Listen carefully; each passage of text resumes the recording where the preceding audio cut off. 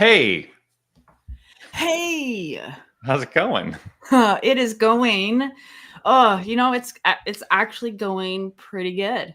Well, I'm glad to It's know that. actually I see you're going pretty good. heavily meditated today. I'm heavily meditated. Yes. Good. It's I good. had a great wake up. Say thank you this morning. I am prayed up Love and that. ready for some ranting.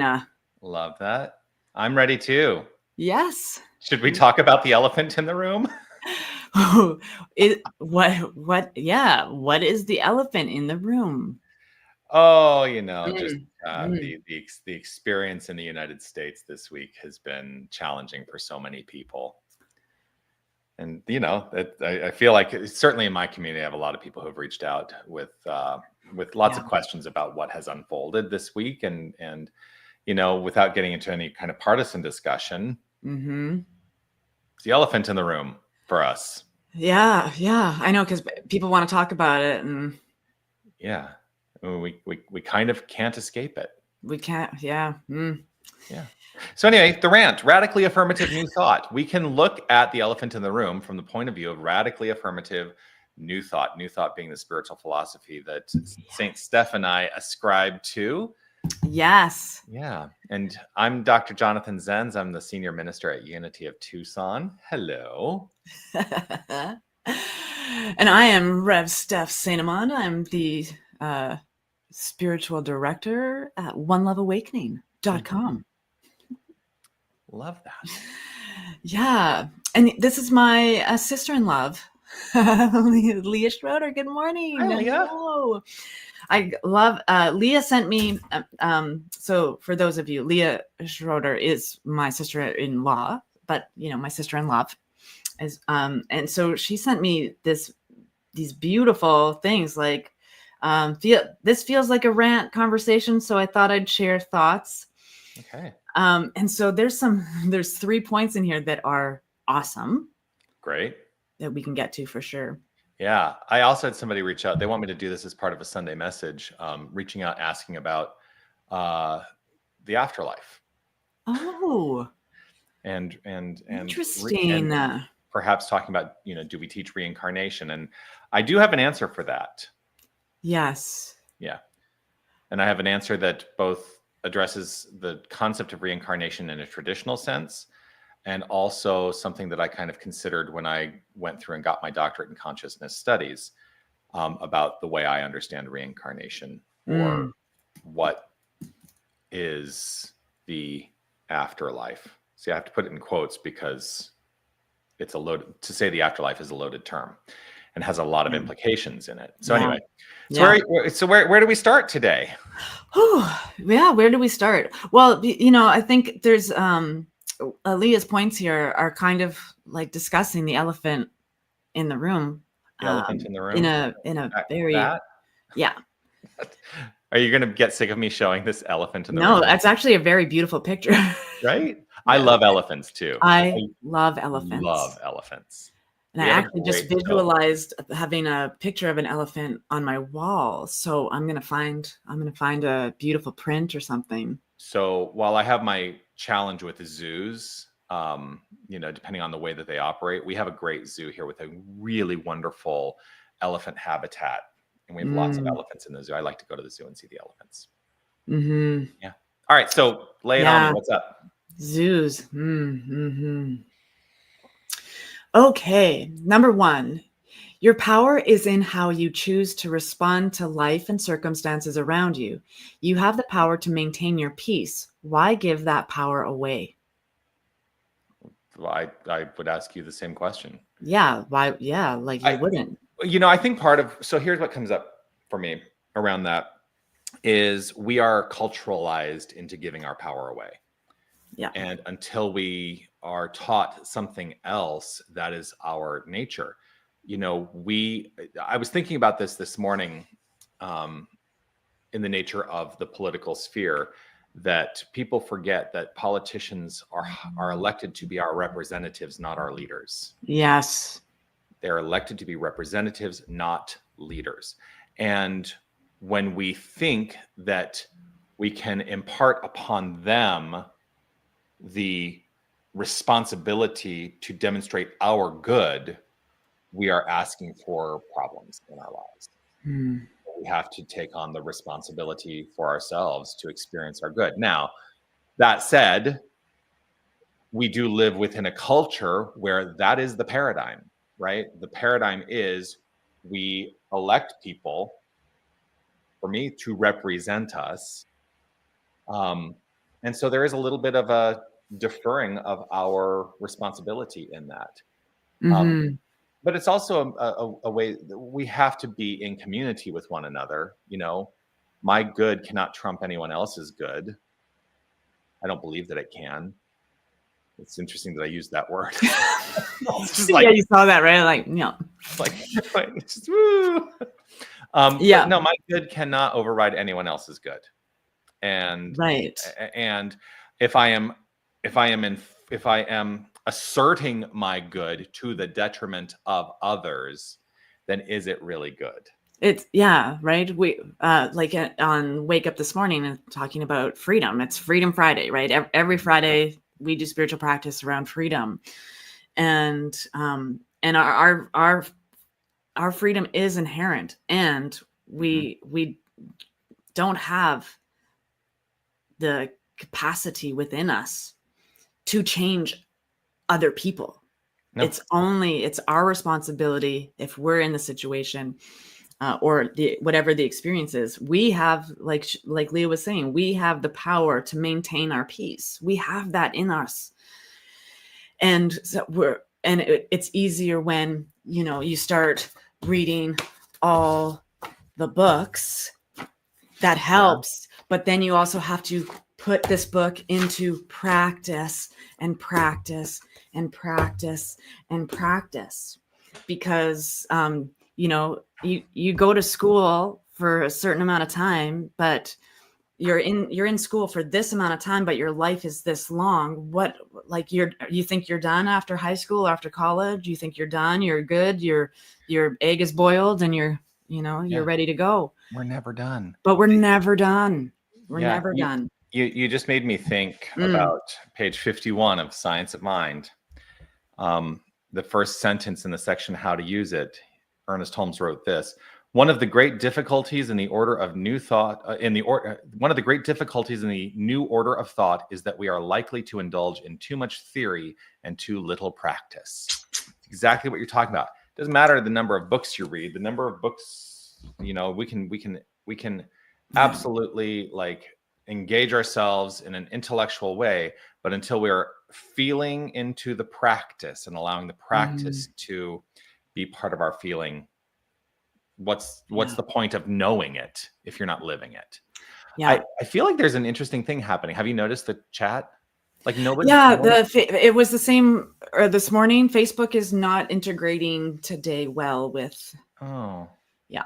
Well, I apologize because your Facebook messages are coming through, but we can't see whose they are. So, yes. I assume this is Anne. Anne, if it is you, it's nice to see you.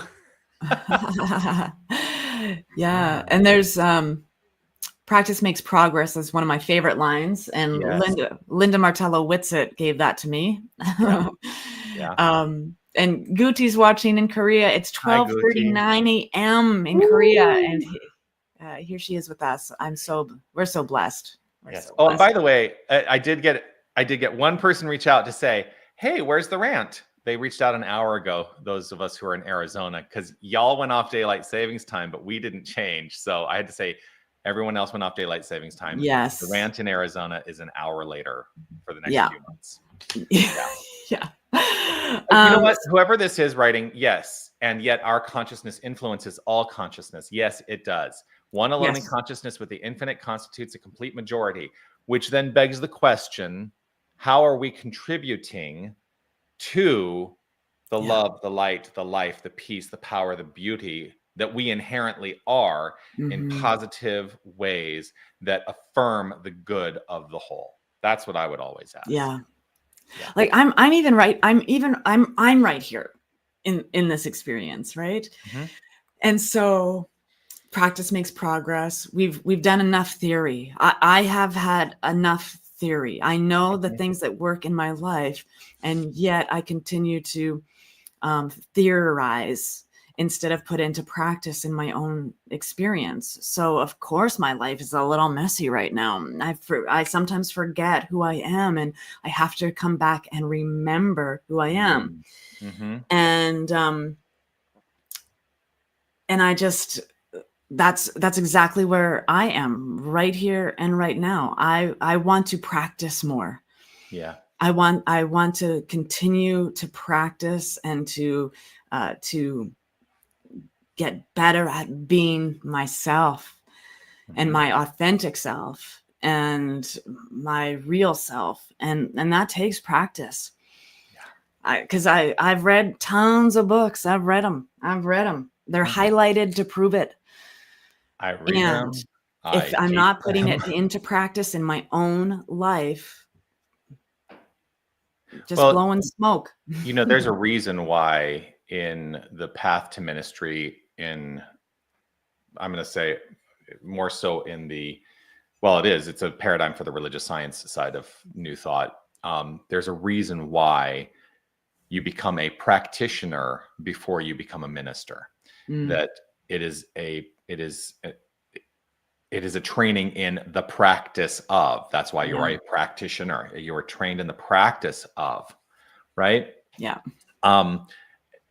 And when we are bestowed the qualification of minister, I think across the board, any religious science minister in the Centers for Spiritual Living, or wherever you get your ministerial credential, you would probably say something along the lines of, I am a practitioner before I am a minister.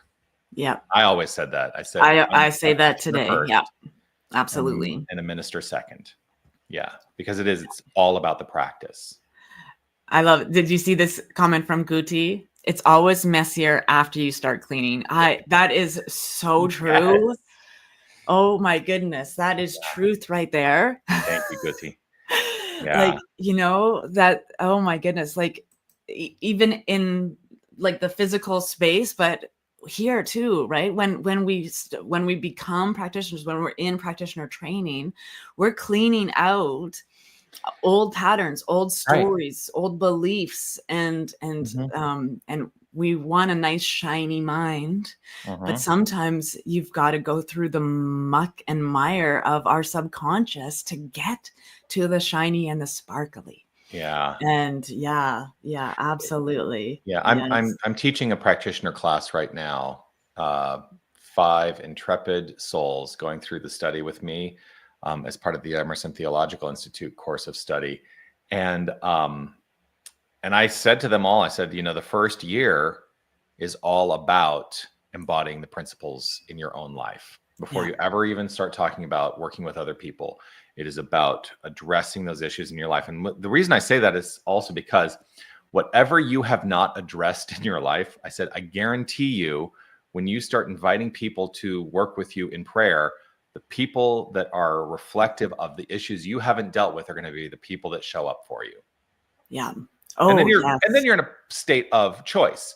I can pray on behalf of that other person's upliftment from the circumstances or whatever they're praying on, but knowing that it's part of what I am working on myself, it is also a prayer for myself. Mm-hmm. Well, in my study, it's that we're only ever praying for ourselves. Well, that is fundamentally true. Yeah. My understanding of another person's experience, but it can also be applicable to my life. Yes. I absolutely went my first 3 years of being a practitioner. It was everyone. I'm like, oh, awesome. I'm working on this too. So, right. Let's pray about this. Let's pray about this because there's only one. If my belief is what I heal in myself, I'm healing in humanity.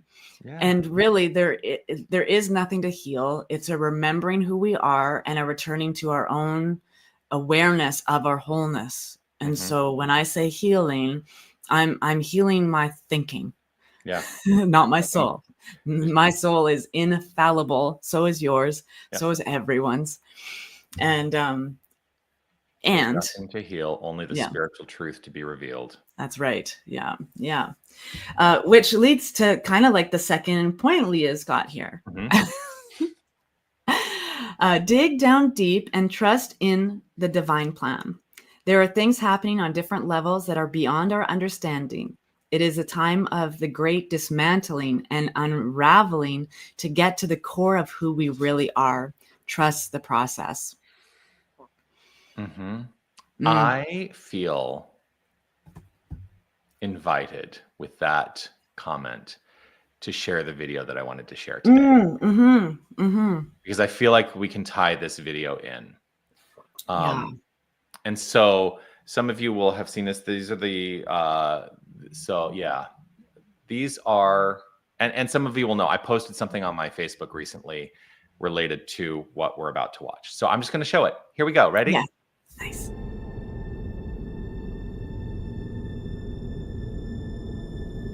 That's here. That's home. That's us.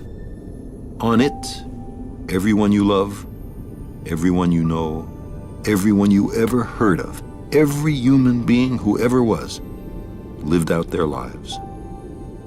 The aggregate of our joy and suffering, thousands of confident religions, ideologies, and economic doctrines, every hunter and forager, every hero and coward, every creator and destroyer of civilization, every king and peasant, every young couple in love, every mother and father, hopeful child, inventor and explorer, every teacher of morals, every corrupt politician, every superstar, every supreme leader, every saint and sinner in the history of our species lived there, on a mote of dust, suspended in a sunbeam. The Earth is a very small stage in a vast cosmic arena. Think of the rivers of blood spilled by all those generals and emperors, so that in glory and triumph they could become the momentary masters of a fraction of a dot.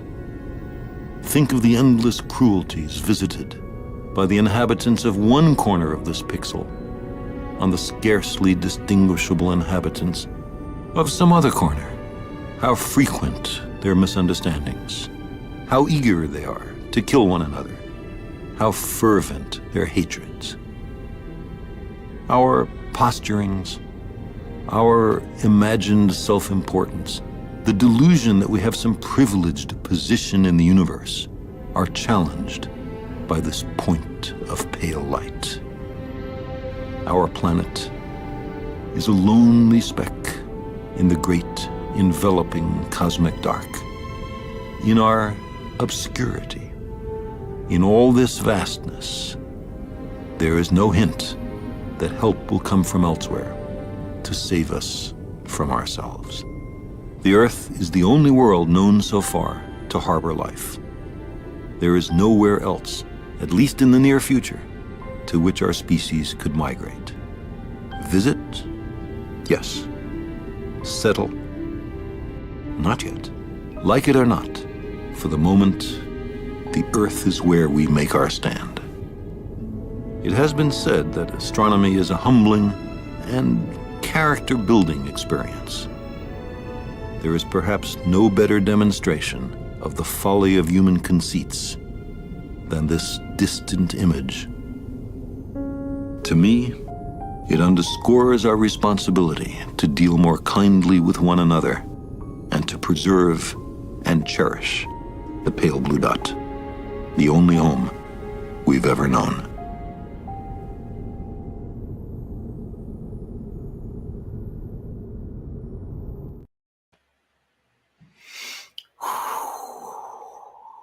So while they did an animation of the pale blue dot, that was the voice of Carl Sagan, and he was reflecting on an image that was taken by the Voyager 1 spacecraft as it exited our solar system in 1990.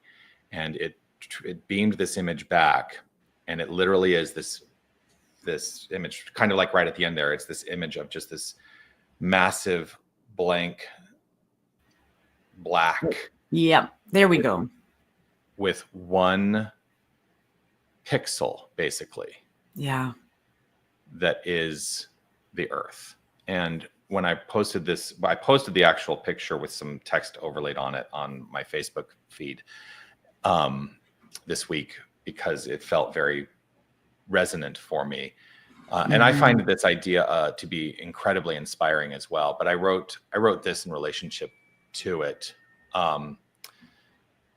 In the grand scale of the universe, moments of disappointment are but small parts of the larger human experience.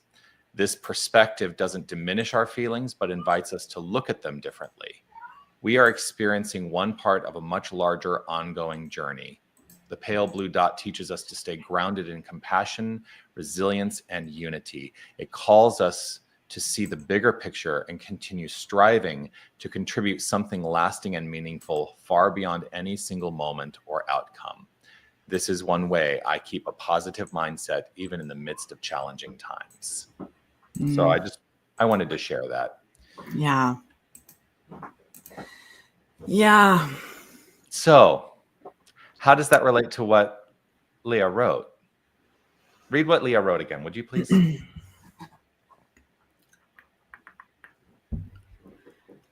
Dig down deep and trust in the divine plan. There are things happening on different levels that are beyond our understanding. It is the time of the great dismantling and unraveling to get to the core of who we really are. Trust the process. Yeah. And I think sometimes this notion of the dismantling or the unraveling, and I agree with this. It's the reality that I'm living in, but I also try to remember that it is a limited reality. And in that somebody just walked by, in that right past my window, I don't know who it was, but in that limited sense of self, that there is something grander. Yeah. And beyond. I often speak of the notion of infinity and how it is impossible to consider infinity, because the moment we try to consider it, we automatically put bounds around it, and it is no longer infinite. Right. And so expanding the sensibilities for me is an inspiring action to take. Yeah. And I think we've probably talked about it before. I know I certainly have in my conversations with folks, is that, that yes, God is in me, as me, with me, and through me. And there's a power greater than I am. I saw him that time. There's a power greater than I am. Yeah. And to so the little pixel that I am in the grand scheme of things. She has a third point that is very relative to what we're speaking now. She said, no one promised the road to shifting the consciousness and raising the vibration of humanity was going to be all sunshine, rainbows, and butterflies. So buckle up for the wild ride ahead, or not. You have free will to choose, right? And that's it. We that's where our freedom lies. This is all happening. Whether or not we're doing this, it's happening. How do we want to show up? Right. How do we choose to be in it? How do we choose to be in it? Yeah. Yeah. Yeah. Because I always say, there are circumstances. I think we were sold a bill of goods early on in New Thought, because we were told, change your thinking, change your life. Well, a lot of us translated that to be, oh my gosh, I can manipulate the circumstances of my life to be exactly what I think they should look like. And that's not true. That's not true. Yeah. That is not true. We are living in an infinite sea of receptivity. We're living in an infinite experiential, circumstantial world of form that flows forth from the divine into expression. And what we have the capacity to control is our relationship to it. Yeah. Yeah. So how do you want to relate? How do you want to relate to the circumstances of your life? Mm-hmm. Yeah. Mm-hmm. Yeah, absolutely. That's that, like Carl Sagan, you know, you could watch that 100 times and still, you know, it's taking me some time because I get that question in every you know, Science of Mind 100 level class. You know, why do bad things happen to good people? Mm-hmm. And you know, there's always that level of mindset. And if we think that there is something separate from ourselves and we're using it to, you know, blame or to reason or make excuses, right? We see it's easy to look outside of yourself and find all the reasons you're not succeeding. Yeah. And the only common denominator in all of that is the one doing the thinking. Mm-hmm. Yeah.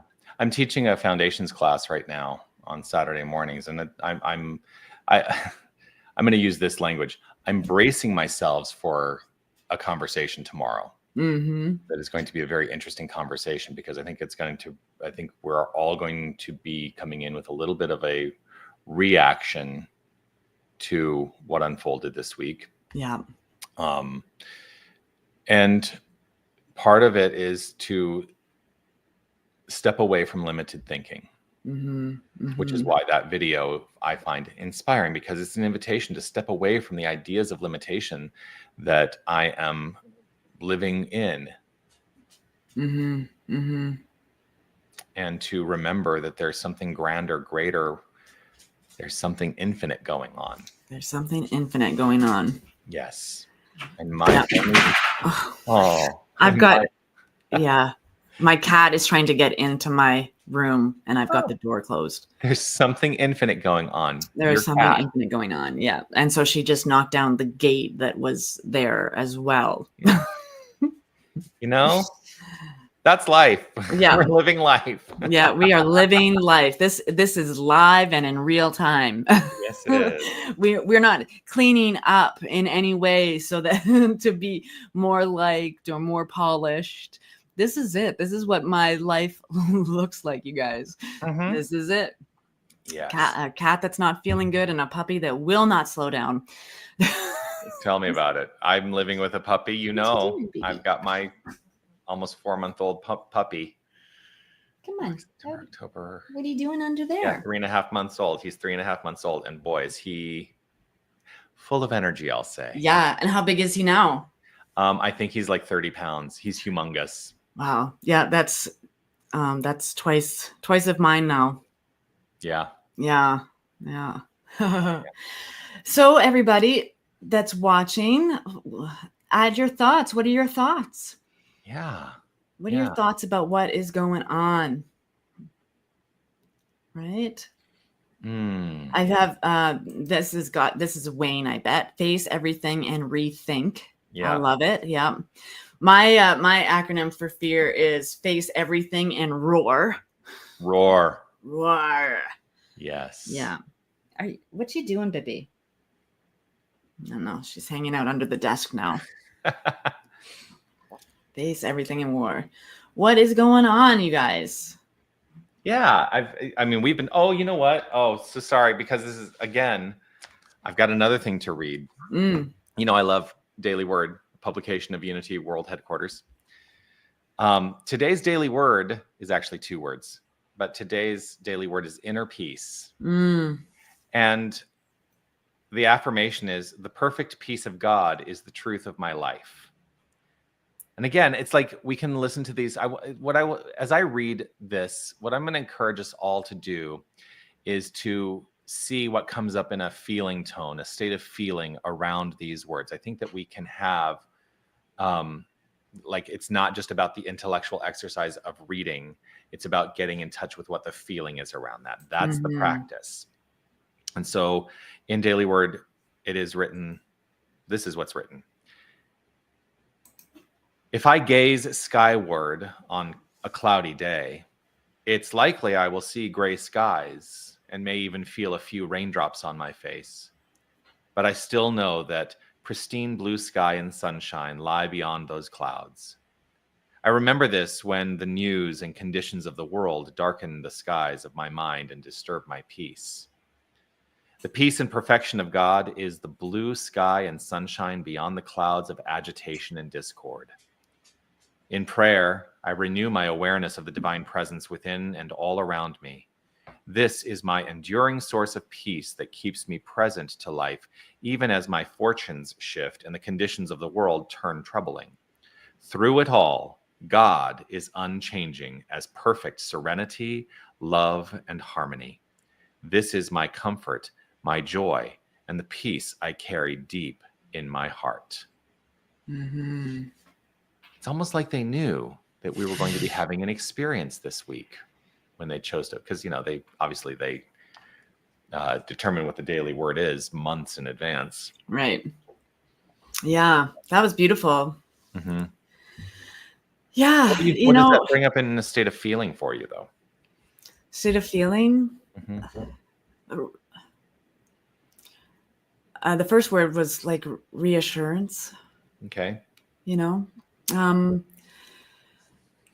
Yeah, the state of feeling. It always comes back to just being able to remember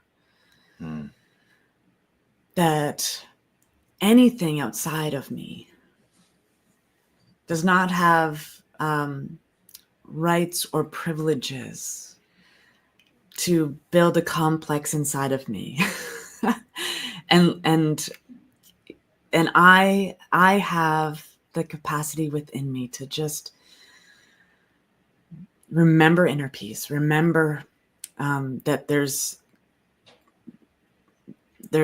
tools and things in my life that I can use to create that inner awareness for myself. And often, that the platitude or whatever it is that is, this too shall pass. It's like, well, sometimes that's just even knowing that, like, I don't like the situation I'm in, and it doesn't need to live inside of me. I have the minor's rights within me to pick out anything that doesn't serve me, doesn't belong to me, and release it into the ethers, because the infinite intelligent presence that has created everything, including the little blue pixel, has done so in such precision that everything has its place. And who am I? Right? Like, there's just grace in being humbly present for your own inner life. Yeah. Because no one can set up that camp inside of you of mistrust or of dis-ease or all of that. No one can set that up inside of you. We have the power. We are that power. Yeah. And we have the capacity to find that inner peace, to find that within ourselves, each and every one of us. And there's so many examples in the world of this too shall pass that has been so greater in my measuring stick. I've got a measuring stick right here. Like, my life experience is here, and I'm like, oh, this too shall pass. Oh my God, this is craziness. This is mucky and messy and ugh. And this is what is in my awareness. And there are people who have lived and survived through war, civil unrest, genocide, and have been teaching us for decades or generations that this too shall pass. And so we have these beautiful examples. I think about Viktor Frankl, and I can't remember her name, but this woman who was in a bathroom with 4 or 5 other women for an excessive amount of time being cared for and protected by one person. And, you know, like there's so many different perspectives on different levels of where we are. And I remember this was like in my 20s. I talk about it all the time. I suffered from a great amount of depression and anxiety. Mm-hmm. And I had a lot of self-loathing in my experience. And I remember I went to, it was a women's center that was offering free counseling. And I didn't even feel worthy of receiving free counseling because my problems aren't problems. When we look at when we are in that place of comparison, right? And comparison, it's unhealthy because we're all different. We're all unique. And comparison, what was it? There's a line, comparison is the thief of joy. Of happiness. Yeah, joy, happiness. Mm-hmm. And, you know, my counselor was like, you're worthy because you're here. Yeah. That's why you're worthy. You're here. You exist. You exist. You're here. You know, like here's some free counseling for you because you're not feeling good about being yourself. Yeah. And yourself is who you get to be. Right? There's so much good stuff in my free counseling. If you have the opportunity for free counseling, you know, seek it. Seek it out. Get it. You're worth a healthier mind space. Yes. You're worth a cleaner environment, inner environment. You're worth it. And that's like no matter who's leading our countries, nobody's perfect. Nobody's perfect. And we are all born perfect. Yes. Because we are a reflection and emanation of the divine. Yeah. So, yeah. So I'm going to challenge. Mm-hmm. I challenge the idea that you just said. Nobody's perfect. How about this? Everybody's perfect. Everybody's perfect. Some people just don't behave in ways that are rooted in their sense of perfection. Yeah. Well, because I want even further into that, everybody is perfect. Like we get that. We understand that everybody is perfect. And if we are seeing something and labeling it good or bad, right or wrong, that's separation from the divine. Mm-hmm. Because if we can't see our own perfection in another, we're all reflecting the same perfection. Yeah. People perfectly imperfect. People, none of us are our behavior. Yes. Which is not to say that we are not responsible for our behavior, but the core of our beingness is just that beingness, not doingness. And if we can align our doingness with the deepened sense of our beingness, and I believe that beingness is truly, can be summed up in one word, and that is love, because love is a synonym for God, and the wholeness of us is love. The wholeness of us is God. The wholeness of us is this divine sense, source, and creative power. Mm-hmm. And when we are acting in accordance with that, then that's how we become the light workers, the peacemakers of this world. And we are also empowered with choice, which means we can make an opposite decision. Mm-hmm. I choose for myself to be the peacemaker and the light worker in this world. Yeah. I choose loving presence. Mm-hmm. Yeah. Unconditional love. I was talking about this on Wake Up this morning, right? That freedom is unconditional love. it's unconditional love. That's why we're free. It's unconditional. Yeah. And it's something for me. I aspire to be unconditionally loving, and I get to be a work in progress. Because it is, oh my goodness, one of my favorite quotes I say from my mom all the time: people, ugh. Right? I almost just did a spit take with my coffee. Yeah.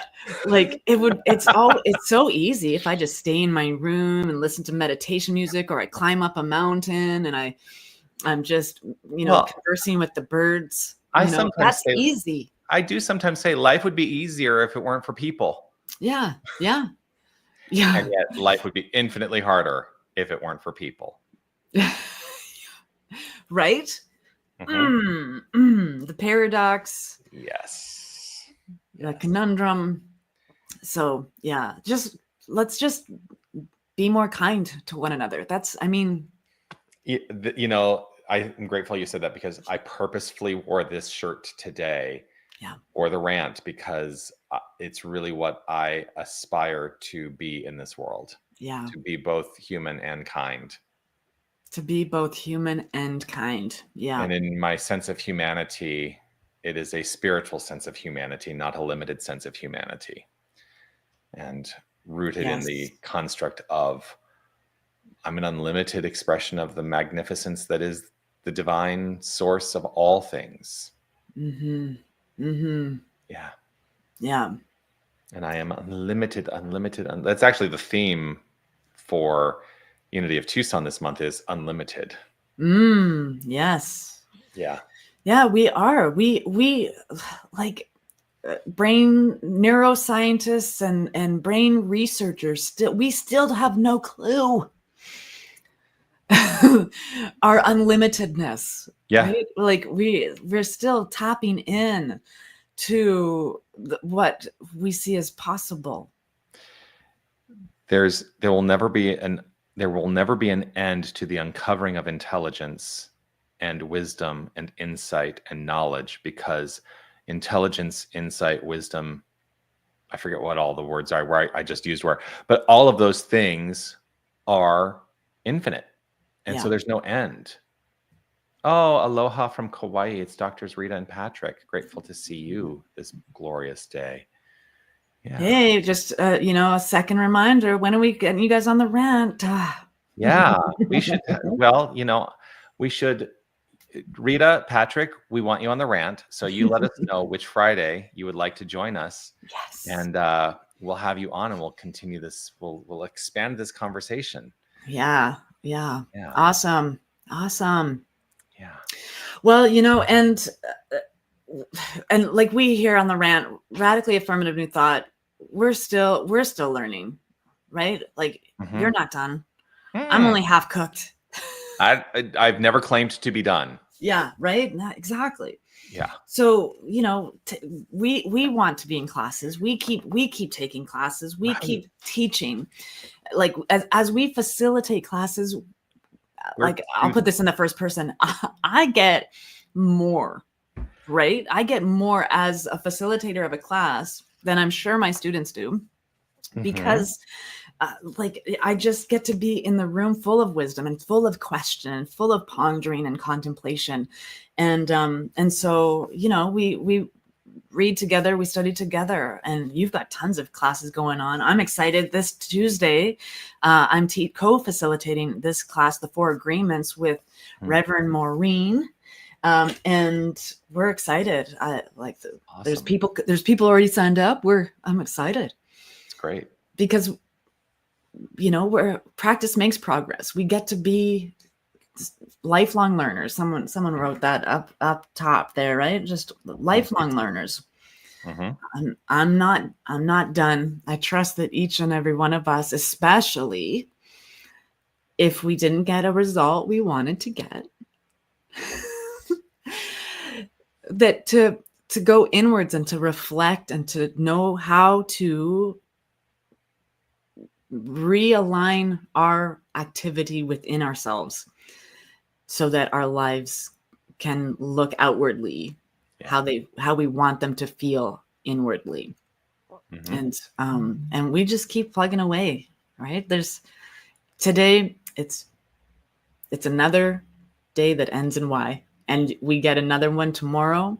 And as long as we just keep lucking out every day we wake up, we have an opportunity to know ourselves better and to be better at being ourselves, and to revel in this glorious thing that is life, that is always unfolding, whether or not we're willing to look at it. Yeah. Hey, we got a peace symbol. I love it. Yay. Hey, Willie Chill. Hey. Good to see you, beloved. So that's where I'm at. Whenever I get a result of anything that isn't what I wanted, that's my opportunity to go do my work again. Like that's where it is. It's all about me. How do I shift my consciousness? How do I shift my perspective? How do I integrate this new information? How do I show up better? Because it's not about anything that's out there. No. Life is.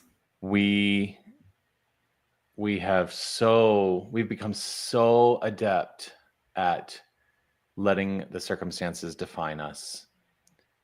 And I think the primary message today is to release the notion that circumstances define us. We are the definers of our circumstances. And so it begins right where each and every one of us is, how we choose to be in this world. Yeah, absolutely. I think too, because I was one of the topics that kind of came up that I mentioned earlier that somebody had asked about was the nature of reincarnation. I want to talk about that for a moment. There's actually a tie-in to all of this. Because somebody in my community, I think I said before, reached out and said, I'd love for you to talk about reincarnation. I'm like, well, we both consider that reincarnation is an idea that perhaps might be real, but in the grand scheme of the universal, the infinite, I can't necessarily know. And so what I have resolved myself into is this is how I teach the nature of this unfoldment. We perceive ourselves right here and right now in a limited experience. I think all of us can probably agree that we have a consideration that we were born, we're living an experience, and at some point we're going to transition. But I always say we're going to transition because what are we transitioning to? We're transitioning into the next expression of being for the individualization that is us. What does that mean to me? It means that I cannot imagine that the next expression is limited to this plane of action. And that's where that's where I diverge from the notion of traditional reincarnation, because so many of us consider reincarnation as we are reincarnated into another experience of life on this planet, on this plane of action. Well, if you go to the pale blue dot, that's just one mote of dust suspended in a sunbeam, opportunity for the expression of life. And who knows what is universally available to us for expression. So I won't limit myself, although I am fundamentally rooted in this idea.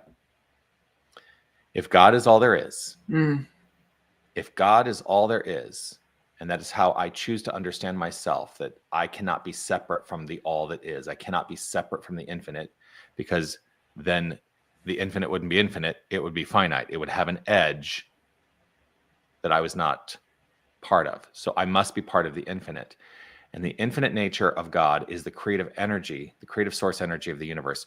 Energy can be neither created nor destroyed. It can only be transformed. And so it being infinite means there is no beginning, there is no end.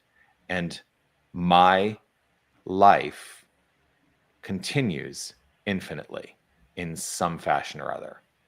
It always has been, it always will be, and the infinite exists right here, right now as me. That's how I reconcile this limited experience. And what that has done for me, because so many people come to a spiritual path because they are rooted in a fear about what happens after this plane of action is complete.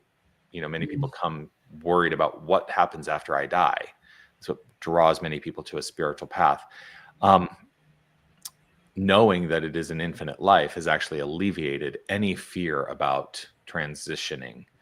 That said, I really like this experience of life right now, despite the circumstances. I really love the experience of life on this plane of action. I'm going to revel in it, and I'm going to celebrate it, and I'm going to love it as much as possible, because that's what I am aware of in this moment. Yeah. Yeah. Be here now. Be here now. Yeah. I love this plane of existence because I have coffee. As do I. In my Coffee. Yeah. In my Unity tumbler. Yeah. I know like Ernest Holmes didn't believe in reincarnation. Not in the traditional sense. In the traditional sense, like why go on the same roller coaster more than once? Well, you want to talk about, oh my gosh. Okay. So I don't know if you know this about Charles Fillmore, but Charles Fillmore was rooted in the belief that there was a regenerative nature to divinity, and that if you were really experiencing regeneration, that you would never die. But he limited it to this plane of action. Right? We're never going to die. The we of us, the me of me, will never cease to be, but I will shed this form at some point. He lived within the idea until he didn't, because, well, he's not still around regenerating his body, right? But he lived within the idea that you could actually regenerate the body to such a degree that you would never transition. I think of the infinite life a little bit differently, because I don't want to limit it to just this form. For sure. I think we can live super long lives in healthy bodies with our teaching. Like, the mind is a powerful thing. Yeah. And so, I mean, I know they measured time differently, so it's probably 80 years, but was it like Abraham, 800 years old? So, it's possible. They measured time differently back then, for sure. Yeah, we are unlimited. We are. We might be in a physical finite form for a time period, but my consciousness, the soul of me, is infinite and eternal. Will never cease to be. Yeah, it will never cease to be. It will never cease to be. And so I have no reservations. I trust that my life will be long and healthy, because I do stuff to ensure that. And I have no reservations about what's next, because it's going to be magnificent, just as it is now. Yeah.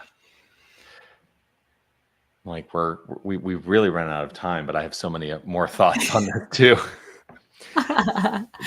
This is the rant that's 6 hours. About the nature of the fabric of expression, and if there is no time, because time only exists if there is form with which to measure time, then what we are experiencing are what we are experiencing in the realm of effect are a perception of a chronological outflow of the reorganization of all the matter in the universe.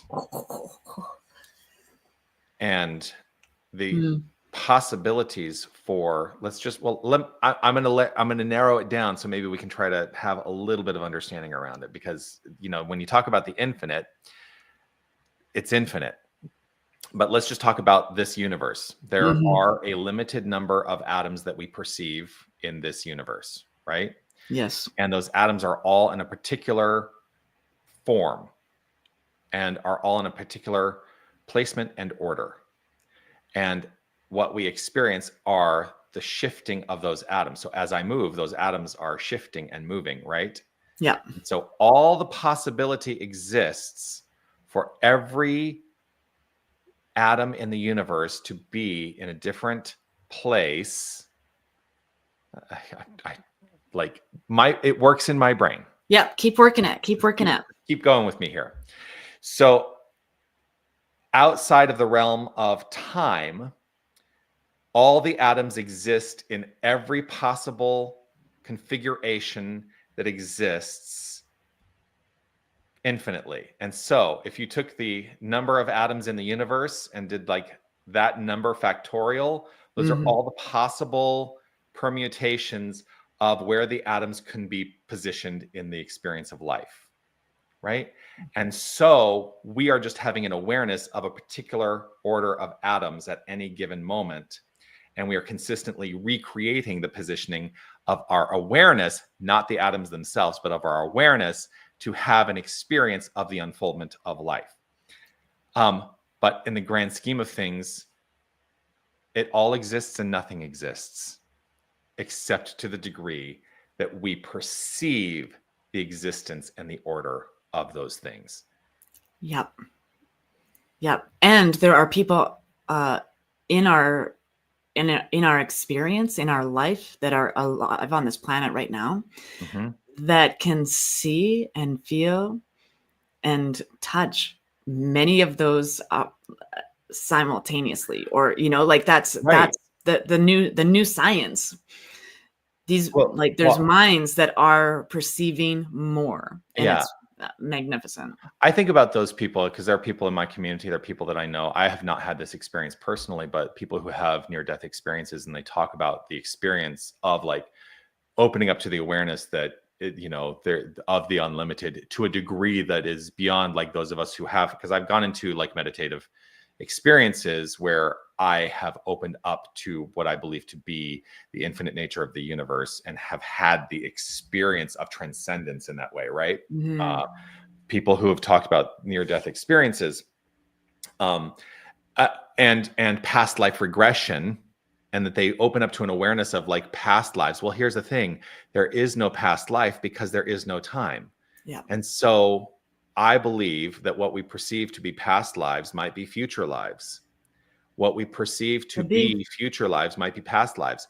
Your life, Steph, is both a past and future life for me. That if I open up in awareness, I could actually perceive myself to be living the life that you've had at some point in my unfoldment, because there is no separation. Yeah. And for me, I am one of those people who can see and feel and, burned at the stake kind of experiences. And so there's been moments in my life and a regular occurrence. I'll make a decision or a choice or an action or a movement, and I will feel like 8 different layers of things that I didn't do. Right? Oh, like this is like I'll see or feel or know, like if I had gone that way, that would have hurt. Yeah. And and so there's all of that. This is energy, and consciousness is infinite and eternal. It's happening all the time. Every part of me is always happening. Like every experience that I ever have had or will have is already happened in the mind of the divine. It's already in this infinite presence. I am circulating my awareness as this form and physicality. Yes. Yeah. And so I think because I feel like we should be wrapping up. We've now gone over an hour. But the comfort that brings to me is that I go to that quote of Ernest Holmes: "One alone in consciousness with the infinite constitutes a complete majority." That is not that I have dominion over creating a new experience for everyone else. My majority is within myself and my own experience of this world. And so one alone in consciousness constitutes a complete majority is an invitation for me to take a quantum leap in consciousness to shift my own thinking, my own belief system, and my own feeling tone so that the atoms of the universe rearrange themselves in a way that is productive, positive for me. Yeah. And so that's how I'm going to choose to move forward, considering that what we started with was an elephant in the room. Yes. Yep. Yeah. Absolutely. So that's Yeah. it. We're going to come back. We're going to be back for more, right? Oh, yeah. More next week. Next Friday. I think we have to wrap it up now. I love you all. I love you all. I love you, Steph. And I love you, Dr. Jay-Z. And we're going to sign off now, but we'll be back for the rant next week. Remember, 9:30 Pacific, 11:30 Central, which means in Arizona right now, we're at 10:30. 10:30. So, Yes. All right. Bye, Bye, everyone. everybody. Lots of love.